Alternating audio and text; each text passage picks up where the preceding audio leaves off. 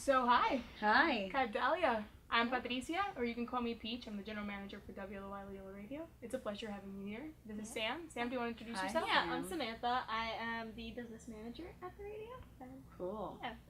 You know, so how are you, first of all? I'm amazing. I'm really happy to be in Baltimore. Yeah? I've been here before a few times. I love the people. And this is actually the first time I get a little time to actually kind of like Roam around and discover the city. So we got to walk around a little bit.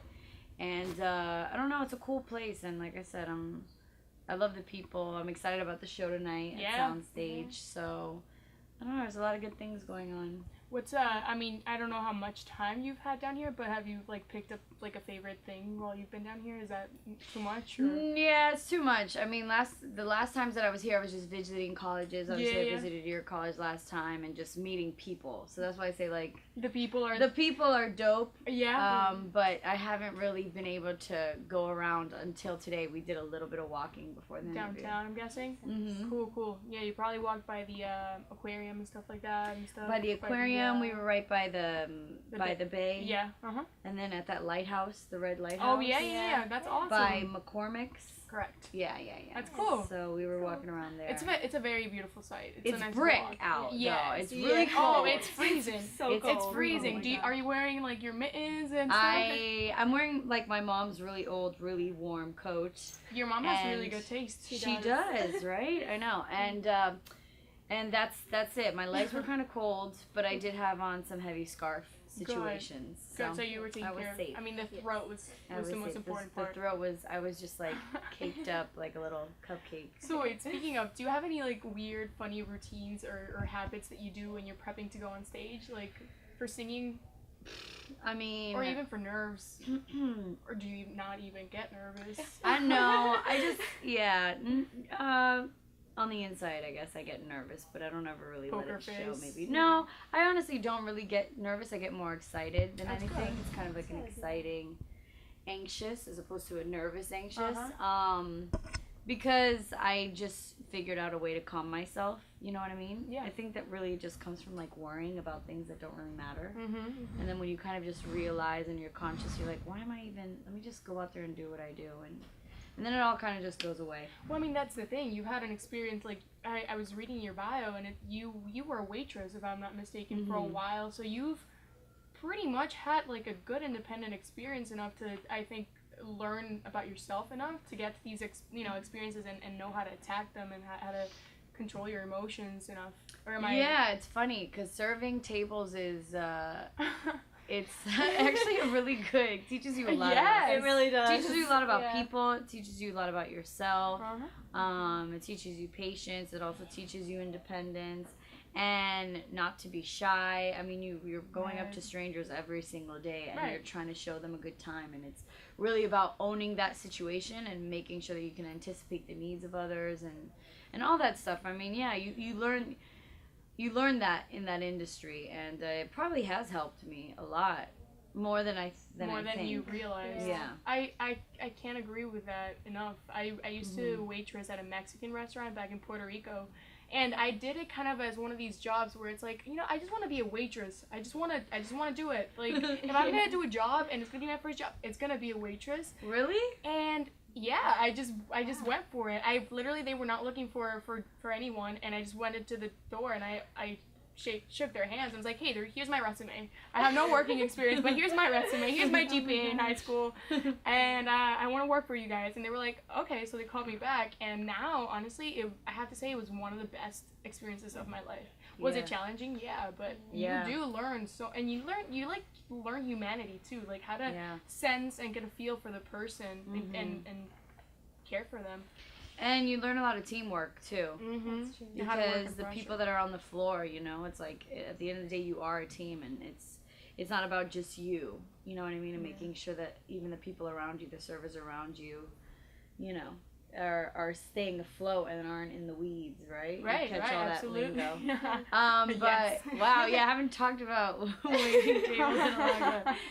You know what's funny though? Sometimes I'll go to restaurants and like when I see that it's just You're like super popping, hypercritical. I'm just like, well, I get critical. Or you appreciate it. Yeah, you know, I don't really try to like get like over judgmental on how is this served, because I really don't care. You know what I mean? At the end of the day, they all have their stories, and that's what you learn too. Is like, man, in the service industry, everybody has a different walk of life. Everybody's there for a different reason. Yeah, you know, you got a 50-year-old and you got like an 18-year-old. You know what I mean? Everybody's doing something different. But yeah, I mean, when I'm in a restaurant and it's just popping and the music's going and you just see people making money and it's just like that nightlife and it's fun again, you know, I get excited. And then that in those moments I miss it, but other than that I don't. I'm just like, side work, no, I'm not doing that anymore.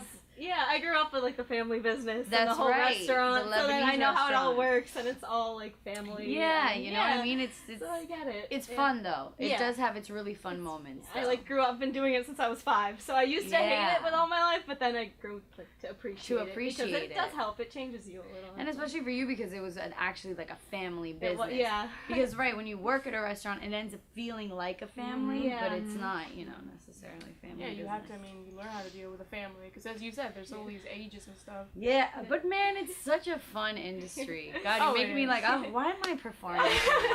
Like, I mean, let's go back. We can always go back. We'll just go out. We'll go hiring me out around the corner. I can sell some steaks. It really is fun though, dude. It is. And at the end of the day, closing time, that's the best part. When you had like a really long shift and you all the family sits down and has a couple of beers or something, talking about the day, and then everyone heads home. Oh my God, I know. So, a couple beers, definitely. Yeah. Well, I worked at a Mexican restaurant, so we had margaritas. It's fine. So how does going back and thinking about that, you know, upbringing, how do you think it's shaped you, and now that you have your release of the album and you're coming into this tour, how do you feel like these experiences that you've had over time, or do you think that just all of a sudden you're just ready for this? Like, I guess what I'm trying to ask is this something as a person that has been growing and you've gathered all these experiences through time, or is it like all of a sudden a passion and a whim that you just got creative one day and you decided music is my passion and this is what I'm gonna do? I think I always had a passion for music when I was younger, and I knew that I always wanted to do it. I just didn't know how I was gonna get around to doing it, and you know, sometimes you get sidetracked in life, right? And you pick up a job, or you're kind of like pressured to go to school. Not that I'm saying that you shouldn't. No, but that's the mentality. Like somebody like me that just didn't really have that drive to like sit home and study. I just wanted to create, you know what I mean? And so, but then getting that pressure from the family to go to school, or you know, having to get a job, and then you know, getting into a certain lifestyle, and you just kind of like lose your way a little bit, but you lose your way to find your way. Does that make sense? Absolutely. Yep. So that's how it kind of happened for me. Like I just went down a certain path for a little while, and I gained all of this knowledge, and I went through all these different experiences, and then in that I kind of made a nice slight turn and came back to what I originally wanted to do since I was a kid. You know what I mean? Yeah. So do you think there was a big break for you, and was there something like very explicit like in your memory that you can recall that you know that that's when you made it, or was it just a series of like little things that have, or exposures that have led to your success right now? Because I mean, we met with you last year, Jordan and Joel, the twins that did R&B and hip hop in the station. They were actually the ones who introduced me to the idea of Dahlia, and that's exactly it. Like the diversity that you bring into the table, it's different from a lot. Like my Garden, the new album, I think what we've been hearing a few songs and the variety from spoken to hip hop to like pop, and like you definitely have a wide range of skills, and you know how to control and use your voice well.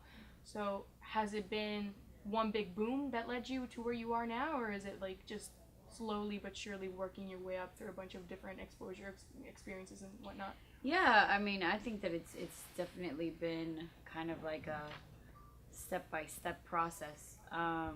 It's definitely not like a shot up to the top, you know what I mean? Because I don't even necessarily feel like I'm, you know, where I want to be. so I'm still going through the process, and I'm still climbing that mountain, you know? Yeah. So do you think you're ready for the big break, or are you still kind of dealing with the nervousness? No, I mean, I honestly, I guess you know what it is. It's that, it's kind of like that not knowing what's around the corner. Mm-hmm. So how can you really be nervous for what you don't really know is to come? I don't know if necessarily anybody's ready. You know what I mean? For what's to come. How I don't even know how to prepare for it, but I just can keep doing what I do, making music and singing and connecting with fans and connecting with people and just see where it takes me, you know? I don't know. Yeah, there's not like a class you can take, I don't think. Yeah. Right? Yeah. I think the class is life. Yeah, exactly. I mean, that's what makes one an artist, right? The life. That was a good one. I think the class is life. Yeah, man. The class is life. It's kind of true. You can quote me on that. Yeah. Don't worry. It's totally fine. No, but yeah, that was serious but true. Yeah. So yeah. Sam, do you have any questions right now? No, you want to ask? Yeah. Okay, no. So, Okay. yeah. I'm super engaged in the conversation. Yes, so I'm just kind of like going with it. And, yeah. Right. So you recorded, I think it's Mashup, right? The latest song. Mash It Up. Mash It Up, and it's with 3 other artists. So was it? I think the video was recorded in Jamaica. How was that? It was amazing. It was my first time in Jamaica, so I recorded the song with The Chemist, The Wiz, and Nyanda, and they're 3 amazing Jamaican artists that we just got in the studio and we vibed right away, and making the song was just like super organic and just fun. And we actually recorded it in Miami. And Miami. Yeah, Miami. And then started kind of like doing its thing in Jamaica. It kind of started gaining all this buzz in Jamaica, and we were like, yo, we gotta do a video. Yeah. And we were thinking about doing one in Miami, but we were like, no, it just felt right to do it in Jamaica. And you know me, I was like pressed to go over there. I'm like, yo, I think we can do it in Jamaica. And so we ended up going out there. I ended up staying at the Chemist's house and with Nyanda and hanging out with Wiz, and they kind of took me around, and it was like just like the most dope, just like local experience. It was amazing. And how long did you stay there for? We were there for maybe 5 or 6 days. Wow, so I had we performed at Sumfest. Okay. So we had a performance like the first 2 days. We were we were doing the resort thing, and because they put us up out there. They're like, yeah, come perform, blah blah blah. They put us in a hotel, and then the few days after that, we were in Kingston, and we just were. It was dope. It was honestly dope, and the video was amazing. We just went to these dope dance halls and just got people to dance to the record, and just had an amazing experience. It was really cool. How do you feel about that genre? Dance hall. Dance hall? Yeah. I love it. I think it's really fun and high energy, and over there it's such Popular. a movement. Okay. It's just like part of the culture. Mm-hmm. So it kind of makes it amazing, and the dance, the dance when it comes to dance hall is like, it's ill. People love it out there, and it makes you just, I don't know, connects people. Yeah, especially when it's something cultural over there. I'm sure that must have been like, you felt like right in the culture, right immersed in at home. Yeah, when the people are just like out there and they're like doing these choreographed dances, and it's like, when did you guys come up with this? Like, how did this happen? It's like 3 or 4 dudes like doing one dance, and then like 3 or 4 dudes doing like another dance, like around the way, and they're kind of like testing each other, but it's all like good vibes, you know what I mean? But it's still like, it's aggressive, and it's just really passionate. You don't know this, but they've been practicing for generations. Yeah, exactly. They've been waiting for my arrival. I mean, I think there's something really refreshing about an artist coming in and learning the local culture and applying it and representing it through their music. I think it, as an audience, people connect faster and appreciate that. Yeah. So that was a good move. People loved it, man. We had such a good time. So yeah, I'm really happy about how the video came out, because it really just captured exactly what we were doing and exactly where we were and how it felt. So cool. Do you want me to pause? Yeah, let's do one more question, about the album release. Okay. And then we'll go to the music, because I gotta go there and I gotta. Absolutely, all right. That's totally fine. So, I think the album release is in January 13th. Yes. How excited are you about that? I'm really excited. Yeah, I'm really excited. You know, the album has been I've definitely made some promises in the past about when the album was coming out, but this time It's real. It's real. It's really real. And so the album is actually available for pre-order now. Okay, cool. So you can pre-order the album now. It comes out January 13th, My Garden. Definitely doing that. And yeah. Wait, why is it called My Garden? Is there a specific reason? Well, what happened was that, you know, when deciding on the name of the album, I couldn't figure out like one genre or one set name to give it. Right. So I just decided to name it My Garden because I felt like I wanted it to be like a plethora of different types of sounds and different types of motions and stories. Almost like a garden. You don't have just one specific type one of flower. specific flower. You have so many different flowers. There's so many different layers to life. And you know, I'm not into albums that are literally like the same song over and over again. It's awful. You know Yeah, what I mean? It's like some people are cool with it. Yeah. You know? But for me, it's like I like the appetizer. I like the entree. I like the dessert. I like the after dinner drink. I like all of that. You know. I'm gonna have to go to dinner with you. Yeah, right? Oh yeah, I know. I'm gonna take you to a local restaurant. No, honestly, this you guys have amazing restaurants. Yeah, like, the I know food down you here have is really so many good. different restaurants. Absolutely. So anyway, so I'm really excited. The album's coming out. Actually, it turns out I think I beat Fifth Harmony in pre-order. Yes. Yeah. That's sick. They have like way more followers than me. Super. And Who somehow, cares? I know. So I'm excited, man. It's really good, and the tour is going amazing. So I'm Sweet. excited. Yeah. All right. Well, I think we can wrap it up. It's been a pleasure talking to you. Thank you. Is it alright if we ask you to do a little acoustic set for us? Yes, sure. I got my trusty bandmates here ready to serenade you guys. Perfect. All right, then let's bring them in. Let's Thank do you. it. Thank you.